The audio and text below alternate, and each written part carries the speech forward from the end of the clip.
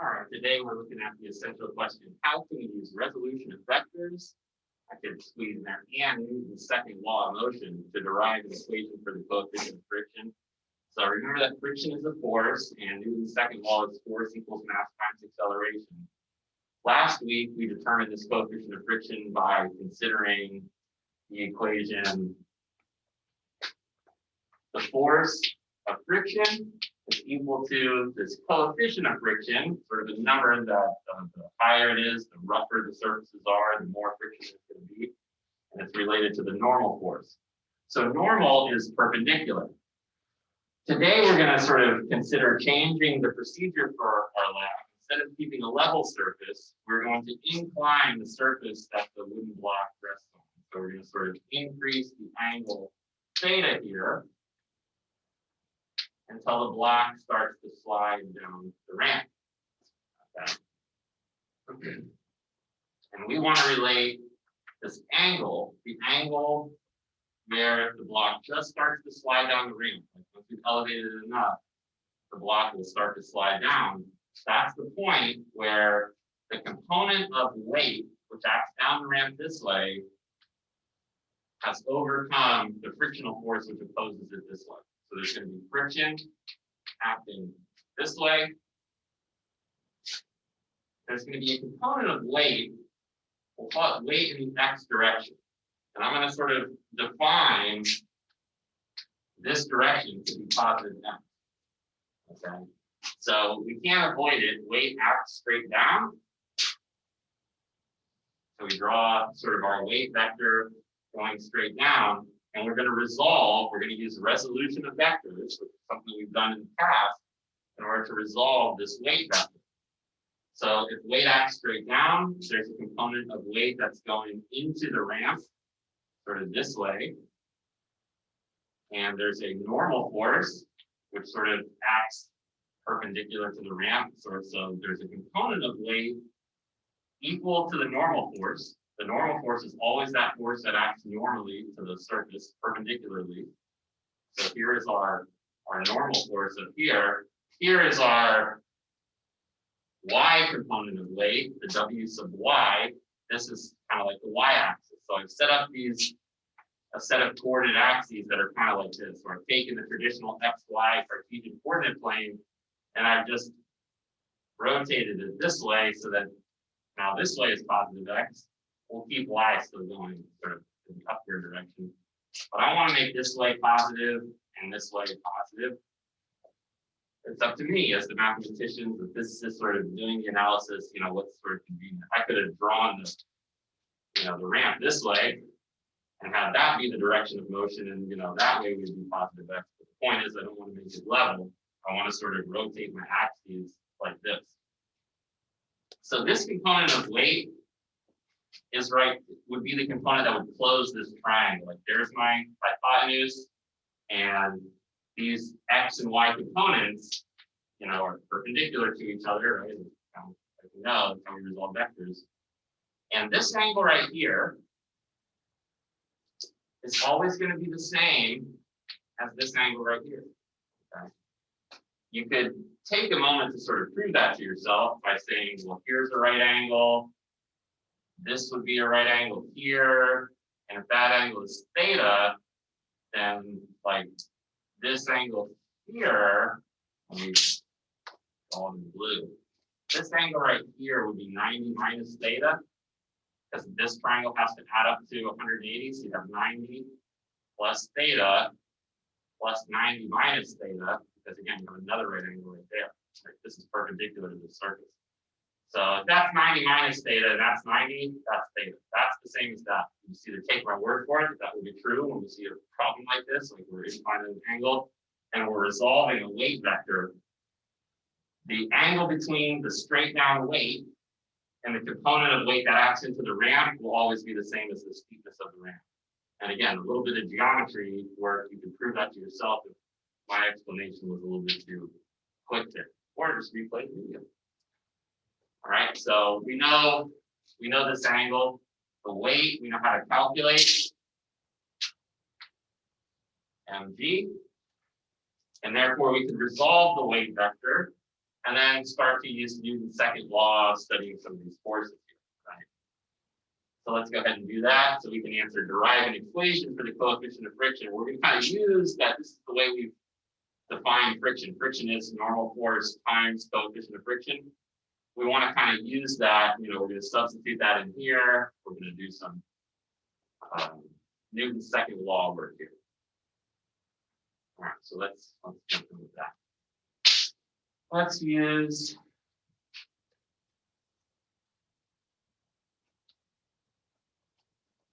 a fresh piece of the only chalk that I write with. After I can just, I don't know. Remind me to show you all a video about how you run with chalk. So you say, well, I gotta write with that chalk. You can't write an incorrect equation with it. It won't work. The chalk won't let you. All right, so let's do Newton's second law here. Let's consider the sum of the forces in the x direction. And that's going to be equal to mass times acceleration in the x direction. And let's look at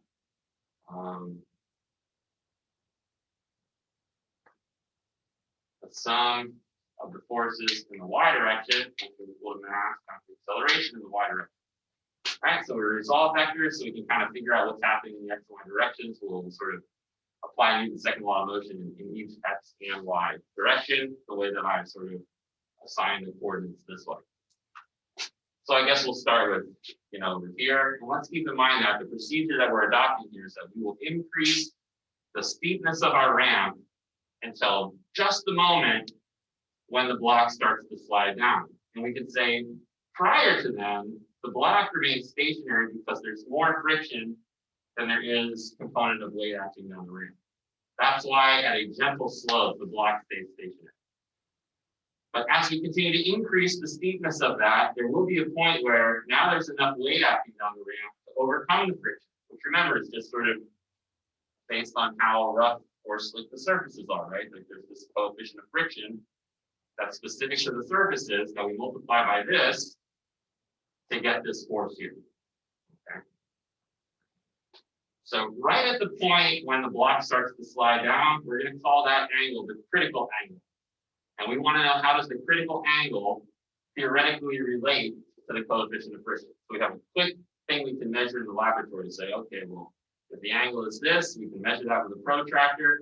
How do we calculate this from that critical angle? All right, we're going to get to that right now. So let's go ahead and do that.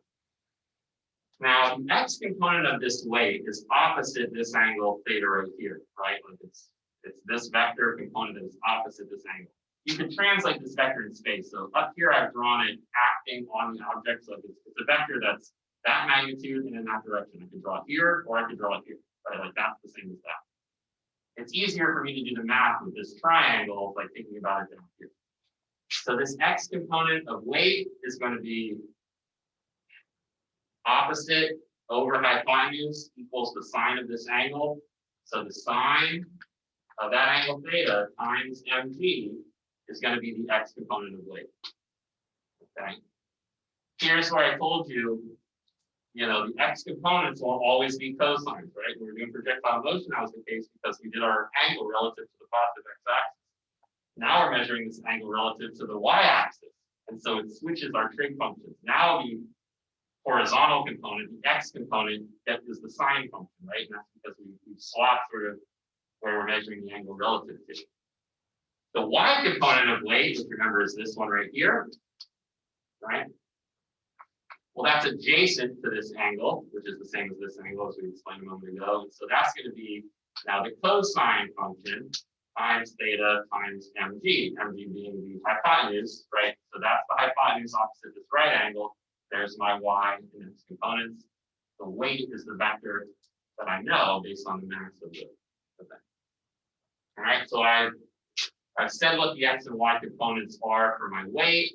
I've got friction going this way, opposing the x component of weight. I got the normal force going this way, opposing the y component of weight. I think I got all the ingredients here. So let's start with the x. We've got W sub x. That's one of the forces in the x direction. I got the sum then. Should I do a plus sign or a negative sign next? What's the liking of the class? Well, it says sum of forces, so maybe plus sign. But we do have a vector opposing it, so we probably are subtracting it. So it's up to you. Do you want to do a plus negative, or you just want to say minus? Minus friction, right? So those were the two forces in this axis. Right? The x component of weight, you got the friction going against it, and their difference must equal mass times the acceleration in the next direction. I want to consider the point right when they're equal to each other. The critical angle is like right when this component of weight just overcomes the friction. So like for a moment they'll be equal, but once this is a little bit more, that's when there's a net force and it'll start sliding down. So we really are going to consider, that critical angle, that point right when it just starts to accelerate, like the moment that they're equal. So they're equal for a moment, but this one has to be a little bit bigger, right?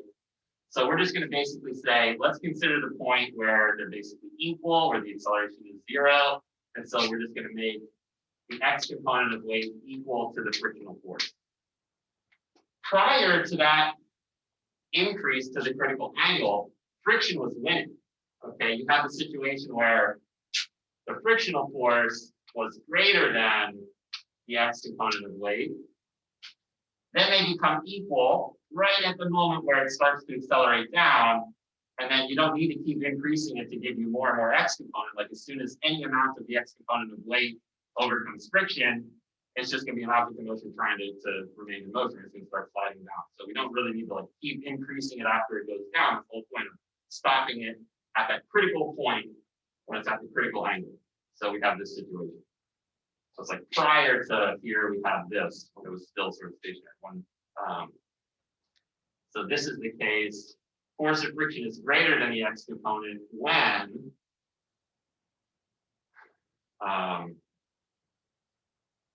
theta is less than the critical angle. Right? That's kind of what we're saying. The force of friction is greater than the x component of weight, and therefore it stays put, right? Because this is force stronger than that.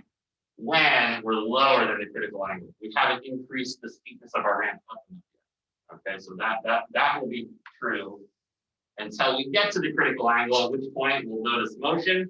This will become true. Okay. What's happening in the y direction?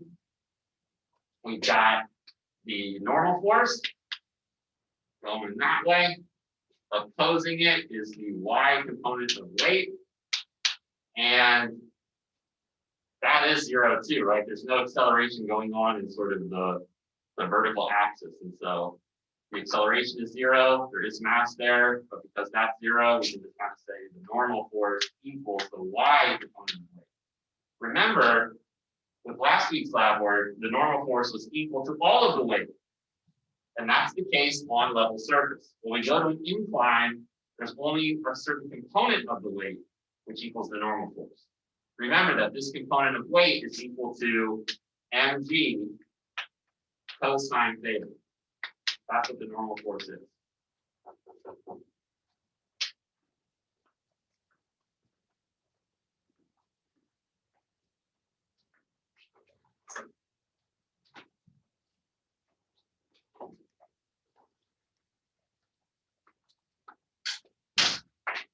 All right, so we're making some progress here.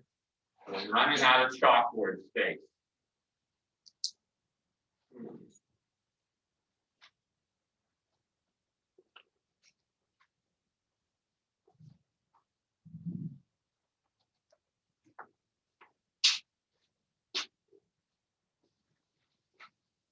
Who needs that? That's just the setup for all the lab work.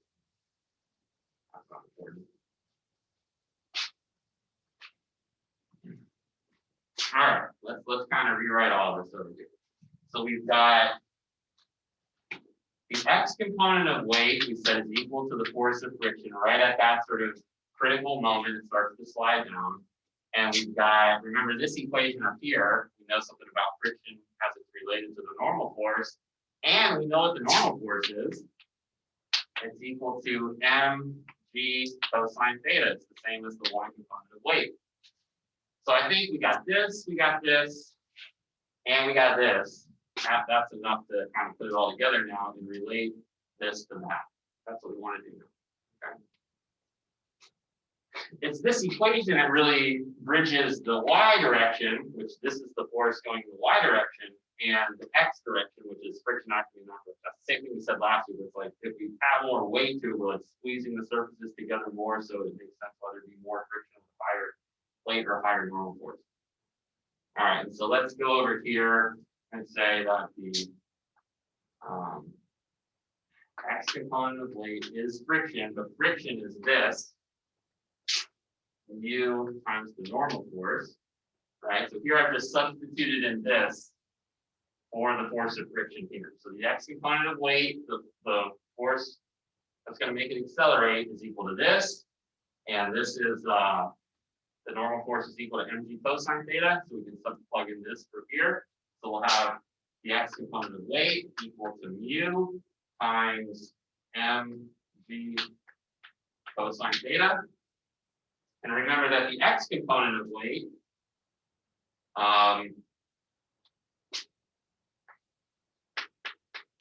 that was the side opposite, that was the vector opposite theta. Remember that we have mg sine theta for that, right? I erased it a moment ago. So we have mg sine theta for that component, mg cosine for this component. And it's like you could slide down this way or that way.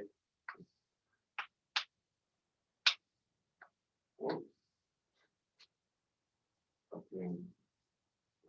So there's our level, there's our angle theta, there's our straight down weight mg, there's our y component of weight, there and there is our x component of weight, and there's our normal force. All right, that sounds not annoying at all.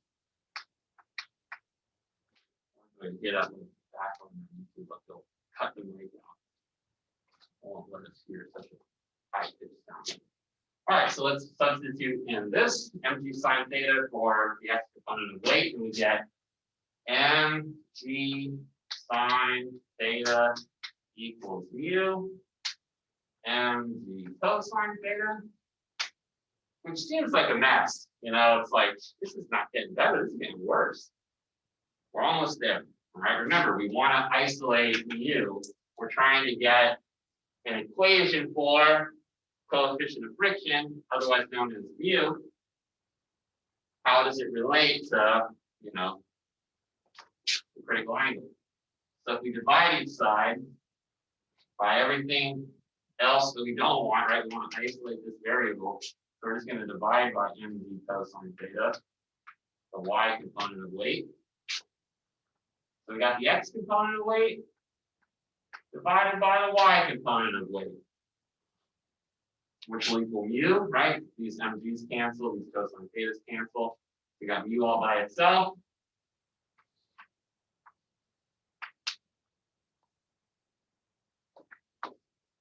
Mu all by itself equal to mg sine theta over mg cosine theta. And remember what we said about mu. We said it is just dependent on the surfaces. Wood and wood have a certain value. Rubber and asphalt, dry asphalt, wet asphalt have different values. They're specific to the surfaces. Does it matter the mass? No. Does it matter the gravity field? No. What's the sine over the cosine? Anybody know a way to simplify sine over cosine? So sine, you may recall, is opposite. The tangent, very well done. Let me show everybody where that comes from. The sine is opposite over hypotenuse. The cosine is adjacent over hypotenuse.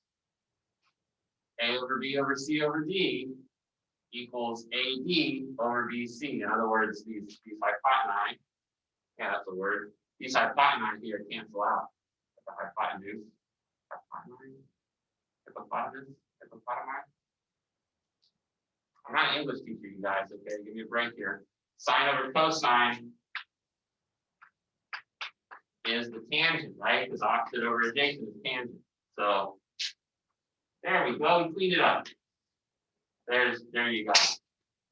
We should be able to put a block on a piece of wood, increase the angle till the block slides down, measure said angle, use our calculator to take the tangent of it, and that should be the coefficient of friction, according to all this. Right? And we already know what it is for wood and wood based on last week's work, which some of you may want to spend the rest of class working on for your makeup work. Okay, so that's really important. You know, get the lab work done for last week. One lab leads to the next. We need those conclusions to compare it to this week's lab work. So tomorrow, lab day, it's not as much fun as usual. We're going to get 7 data points. We're just going to get 1. We're just going to get a protractor and measure this angle. You will have a calculator. You'll take the tangent of it, and you'll say, okay, I can claim that the coefficient of friction is whatever number based on taking the tangent of that critical angle. Why not I just take the tangent of the critical angle and call that the coefficient of friction? Because of all of this. Right? This is why we're allowed to do it. Because we just sort of prove that, okay, we consider Newton's laws and the way we sort of talk about all this stuff, a little bit of math, right? And it should be that coefficient is just related to the angle itself, right? Because this is specific to the surfaces. It doesn't matter what weight or gravity field we're in, it just matters the surfaces. So when enough of the weight is acting down the ramp, it's going to overcome the frictional force opposing. All right, we'll try and get that just a little bit bigger. All right, I'll give you the rest of the class to work on any makeup work you might need to, and we'll see you next time for lab day.